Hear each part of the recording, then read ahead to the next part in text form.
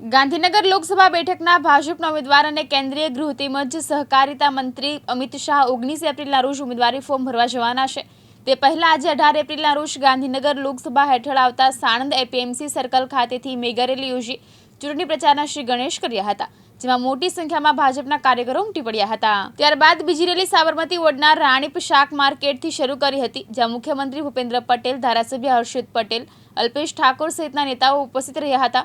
રાણીપમાં સરદાર પટેલની પ્રતિમાને પુષ્પાંજલિ કરી રેલીની શરૂઆત કરી છે। રોડ શો દરમિયાન ભાજપ મહિલા કાર્યકરોએ ઢોલ નગારા વગાડીને તેમનું સ્વાગત કર્યું હતું, તેમજ મોટી સંખ્યામાં કાર્યકર્તાઓ ઉમટી પડ્યા છે। ભારત માતા કી જયના નારા સાથે રાણીપના રસ્તા ગુંજી ઉઠ્યા હતા। ભાજપના કાર્યકરો ઘાટલોડિયા વિધાનસભા વિસ્તારમાં કેન્દ્રીય ગૃહમંત્રી અમિત શાહના સ્વાગત માટે કેસરિયા સાફામાં એકત્રિત થયા હતા।